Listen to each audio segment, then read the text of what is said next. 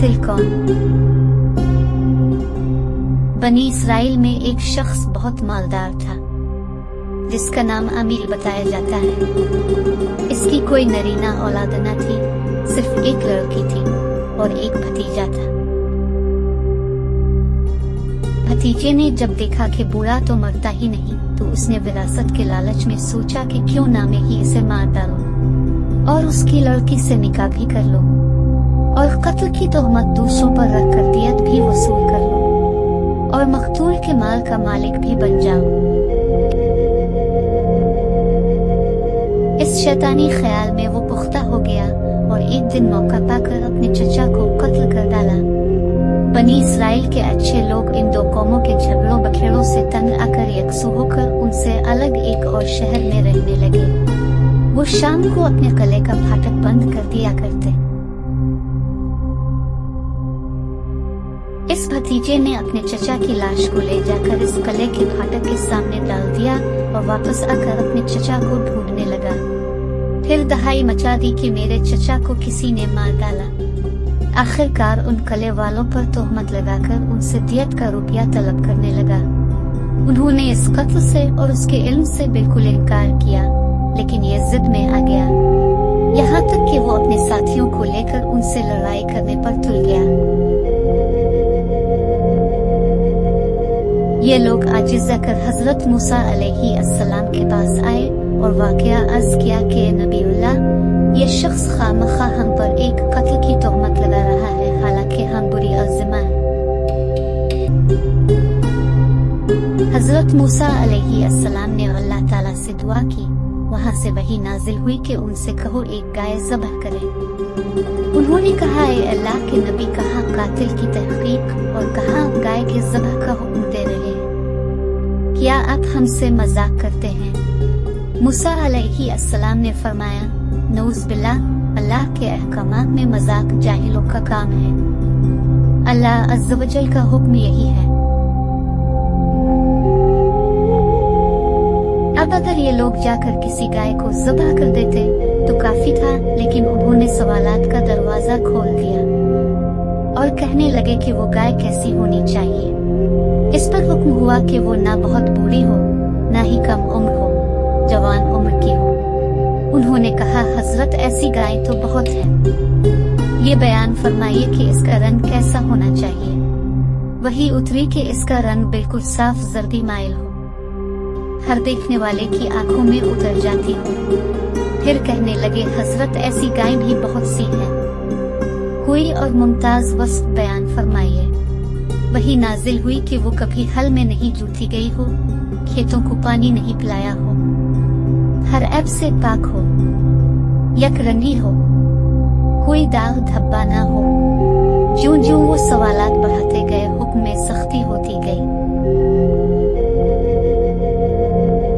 اب ایسی گائے ڈھونڈنے کو نکلے تو وہ صرف ایک لڑکے کے پاس ملی۔ یہ بچہ اپنے ماں باپ کا نہایت فرما بردار تھا۔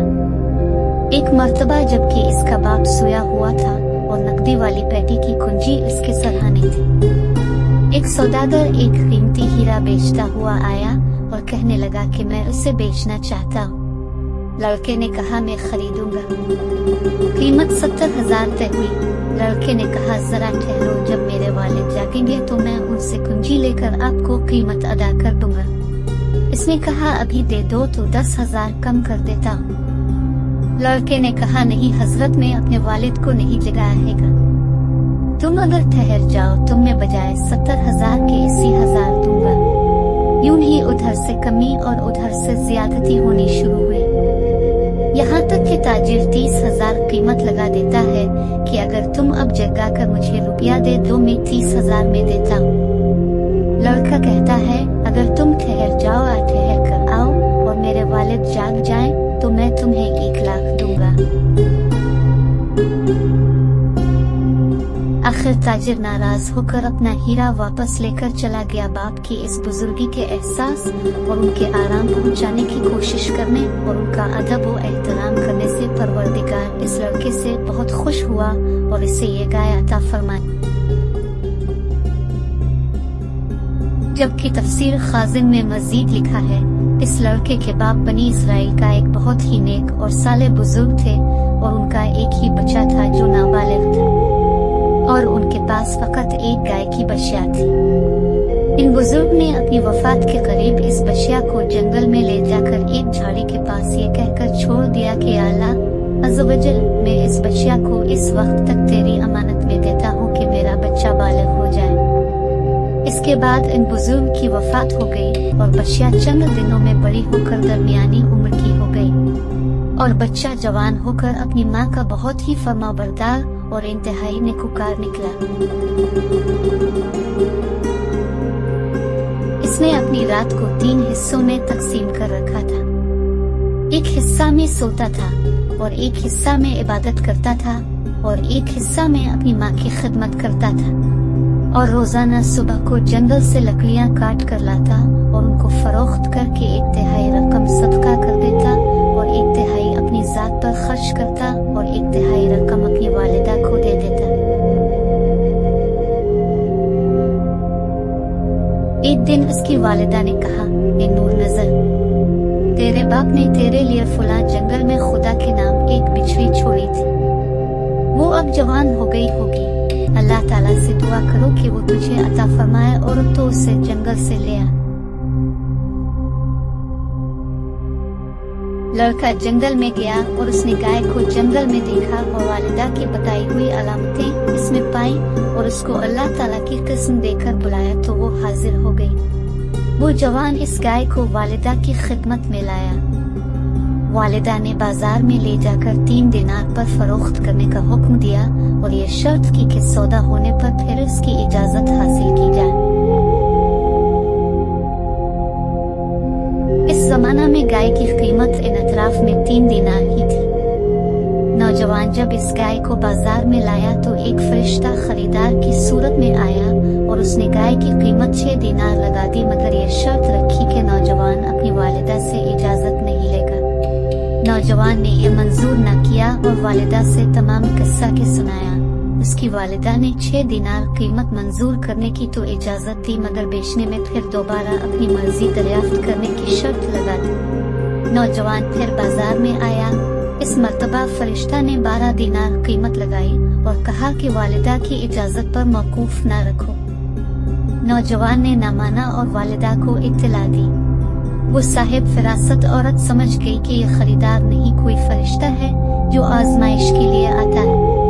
बेटे से कहा कि अब की मर्तबा इस खरीदार से ये कहना कि आप हमें इस गाय के फरोख्त करने का हुक्म देते हैं या नहीं।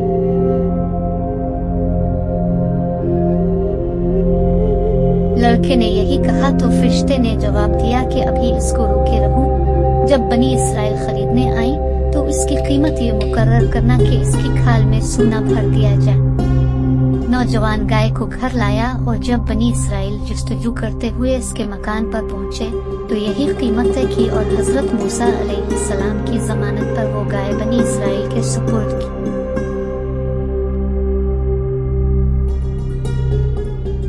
जब बनी इसराइल ने इस किस्म की गाय ढूंढ ली तो सिवाय इस लड़के के और किसी के पास न पाए। वो इससे कहते हैं कि इस एक गाय के बदले 2 गाय ले लो। ये इनकार करता है। फिर कहते हैं 3 ले लो, 4 ले लो, लेकिन ये राजी नहीं होता। 10 तक कहते हैं मगर फिर भी नहीं मानता। आखिर ये आकर हजरत मूसा अलैहिस्सलाम से शिकायत करते हैं। अब फरमाते हैं जो ये मांगे दो और उसे राजी करके गाय खरीदो। आखिर गाय के वजन के बराबर सोना दिया गया, तब उसने अपनी गाय बेची। ये बरकत अल्लाह ने माँ बाप की खिदमत की वजह से इसे अता फरमाई, जबकि ये बहुत मोहताज था। उसके वालिद का इंतकाल हो गया था और उसकी बेवा माँ गुर्बत और तंगी के दिन बसर कर रही थी।